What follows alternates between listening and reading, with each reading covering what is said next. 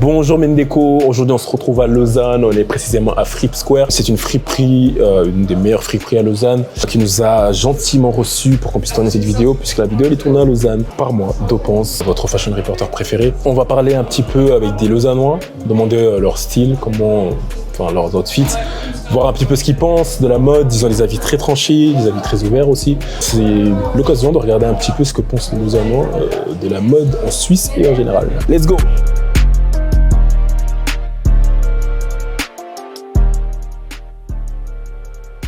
Alors, je m'appelle Méline, j'ai 20 ans. Je suis vendeuse dans un magasin à Lausanne. Et voilà. Je m'appelle Mathieu, j'ai 29 ans et là je suis en reconversion professionnelle pour travailler dans les bureaux.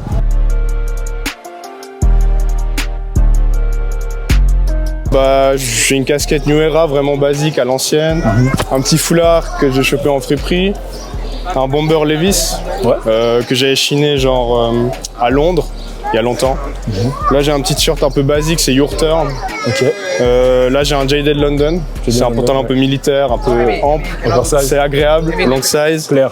Et puis là j'ai des pompes un peu basiques, là c'est franchement rien de grand, c'est des Zara quoi. Franchement, le foulard mis comme ça avec la casquette, c'est ce qui m'a frappé en fait aux yeux. C'est exactement ce qui se fait aujourd'hui, tu vois, des gens qui mettent le foulard soit là, soit par-dessus la casquette. Enfin, le foulard en lui-même est vraiment revenu en tendance de fou, la bomber, le pantalon de Jaded et son sac qui passe par-dessus en bandoulière comme ça, incroyable, rien à dire. Alors j'ai un manteau Max Mara, 100% cachemire, un pull de chez H&M, basique, un petit pantalon de chez Zara, classique, et des New Balance, et mon sac Fendi Picaboo.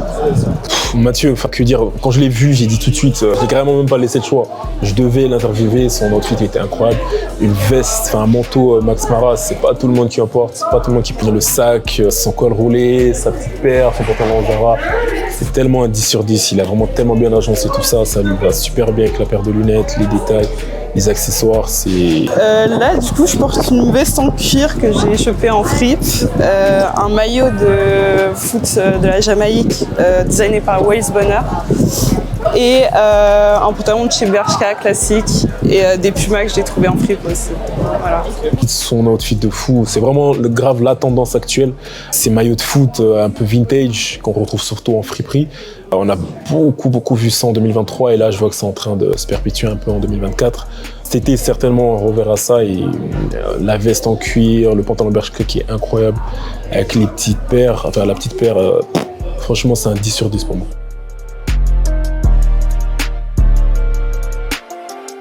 Je dirais oui et non, c'est un peu un 50-50, mais ça me dérange pas en tout cas de faire des friperies et d'acheter aussi en magasin.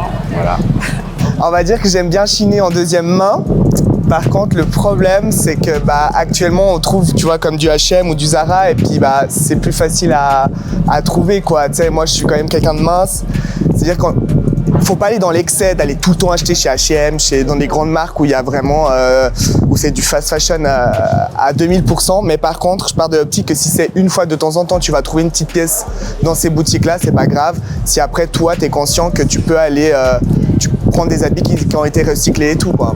Alors c'est vrai que la fast fashion, c'est quelque chose que moi j'étais un très gros consommateur de ça. Aujourd'hui je suis plus axé sur cet esprit éthique, de savoir d'où ça vient, comment ça a été fait, dans quelles conditions ça a été fait. Donc c'est vrai que de temps en temps tu peux prendre une pièce parce qu'après il faut suivre le porte-monnaie, mais consommer à 200% de la fast fashion, voilà. Chacun fait ce qu'il veut, mais moi je suis plus du tout partant pour cette méthode-là.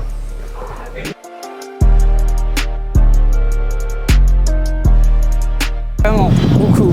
Parce que c'est vrai que la plupart des pièces qui me plaisent, les meilleures pièces en fait, je pense que je les ai chopées grâce aux réseaux sociaux parce que ça a été sur une vidéo ou porté par un mannequin et du coup, c'est majoritairement les réseaux sociaux.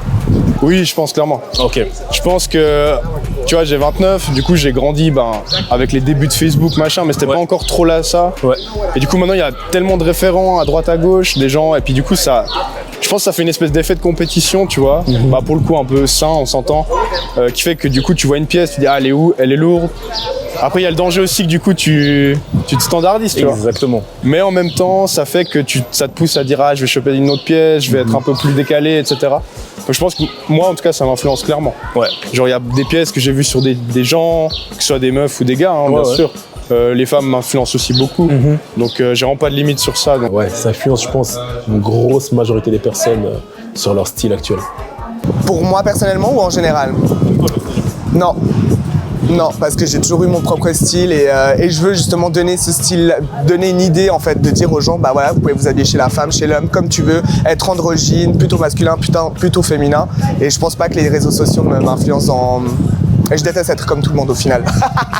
Bah, c'est bien d'être unique. En vrai de vrai, voilà, comme je l'ai dit plus tôt, les réseaux sociaux ont une grosse influence. C'est pour rien qu'on appelle les influenceurs. Maintenant, rester unique dans cet univers, c'est un peu nager contre courant, mais c'est encore faisable. On peut arriver avec des pièces uniques, des agencements uniques et être unique finalement. Donc voilà.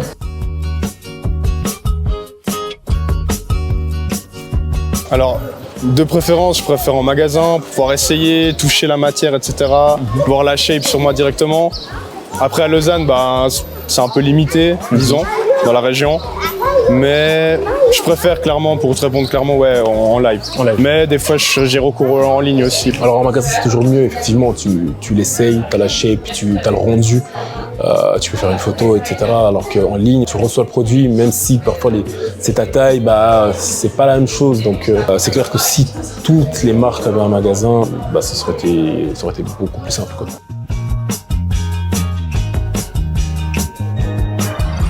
Moi, je pense clairement. Tu vois, typiquement, il y a la jupe qui est réapparue là. Tu vois, genre Asap Rocky, c'est un peu une de mes rêves aussi. Ouais. Genre, il a drip une jupe de fou, tu vois, puis ça a réapparu, tu vois, la Fashion Week, plein de gens. Du coup, moi, je pense clairement. Tu vois, moi, j'hésite pas à aller chez les femmes des fois. En plus, tu sais, il y a un truc qui se. Ouais, il y a un spectre qui se rapproche, tu vois. Genre, il y a aussi les baggy chez les femmes qui arrivent. Puis même des trucs un peu plus serrés, les hommes reviennent à un truc un peu plus crop et tout. Crop surtout, et je pense que du coup, il n'y a pas de problème à... Tu vois, les femmes qui mettent des costards aussi, enfin vraiment... Je pense qu'il ne faut pas avoir peur de cette... tu vois. Bah, j'encourage à 2000% vu que je le fais moi-même. Moi, je pense que tout le monde devrait pouvoir s'habiller là où ça lui fait plaisir. Et puis, il n'y a pas de code, il n'y a rien. Il faut vraiment se lâcher et vraiment être soi-même, quoi. Et puis, et vraiment pas avoir d'a priori au niveau du style homme, femme. Il faut vraiment que tout le monde s'habille là où il a envie de s'habiller. Je suis totalement d'accord avec lui. J'aurais pas cru qu'aujourd'hui, en 2024, moi j'aurais pu répondre oui ou être d'accord avec cette question, alors qu'il y a 3 ans, j'étais complètement fermé à l'idée. Mais je vois que en fait, le rendu est tellement parfois naturel, tellement lourd quand tu vois Asap Rocky mettre une jupe et comme ça donne. Clairement, aujourd'hui, on va arriver à un stade où on met des crops. Moi-même, je suis un très gros fan des jackets croppées. Je pense qu'on est arrivé à un stade où on peut facilement se mélanger. Maintenant, voilà, tout dépend à quel niveau. Moi, je suis encore... Je dirais que je suis à 70%, je suis pas encore à 100%, mais je suis quand même vachement d'accord avec ce qu'il dit.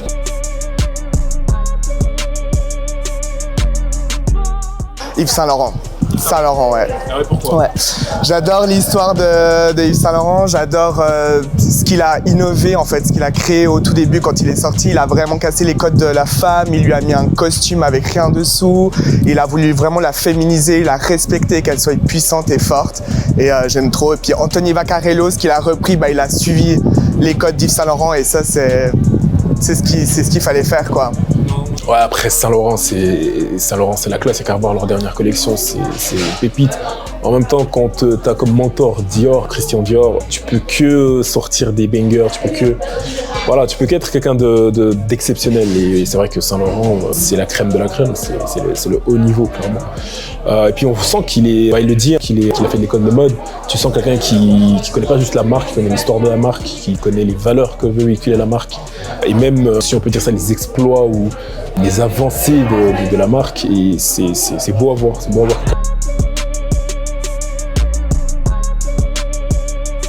Ouais, je pense qu'à Lausanne, c'est petit, mais il y a quand même beaucoup de mouvements artistiques, etc. Il y a beaucoup le milieu estudiantin, il y a l'école aussi. Ouais. Du coup, les gens, ils sont assez influencés par la mode, ça bouge beaucoup. Et les gens, franchement, sont assez stylés à Lausanne, moi je dirais. Okay. Alors Lausanne, c'est clair que, comme je le dis, c'est un très bon fond. Hein. Lausanne, c'est une grande ville, c'est une ville il y a pas mal de magasins, c'est une ville qui bouge beaucoup, il y a pas mal de friperies, il y a pas mal de créateurs de contenu.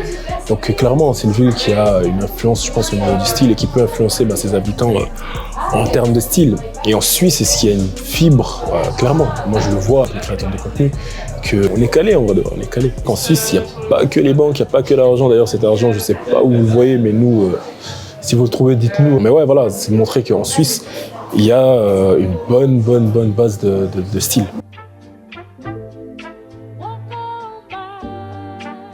Je dirais simplement vraiment assez cliché pour quelqu'un qui fait de la philo, mais c'est le amor fati de Nietzsche. Ok, d'accord. C'est épouse ce qui arrive et essaie d'y faire face de la meilleure des manières qui soit. Ok. Et n'aie pas peur de ce qui se transforme, etc. quoi. Voilà, je dirais un petit peu ça. C'est un peu ça. Ouais, sa citation, elle est incroyable. Sa citation, elle est magnifique. Pour moi, c'est l'essence même de la vie. C'est que tu sais pas de quoi demain est fait. Donc, vis chaque instant comme si c'était le dernier, tout simplement. Parce que voilà, même si tu pensais avoir anticipé quelque chose, en réalité, tu anticipais, ça devait juste arriver, se passer comme ça s'est passé. Et voilà, hein. Donc en vrai, vis ta vie comme tu l'entends. Parce que de toute façon, on a tous la même finalité. Donc, c'est la fin de cette vidéo. Merci à Fripp Square de nous avoir reçus. Donc, n'oubliez pas de faire un petit passage ici à la Fripp Square. Donc, chemin des Joliettes 5, 1006 Lausanne. Lausanne, voilà, une très belle ville, hein, rien à dire. On a vu les intervenants qui sont tous un peu différents, qui pensent un peu tous la même chose. La mode en Suisse, elle est là, elle est bien présente. Les gens ont de l'intérêt. Et le but, c'est d'essayer de le montrer au monde entier, de mettre la Suisse sur la carte. Donc voilà, on se retrouvera pour une prochaine ville. N'oubliez pas de vous abonner, liker, commenter, partager, etc. Vous connaissez la chanson. Activez la cloche pour les prochaines vidéos et portez-vous bien. À la prochaine.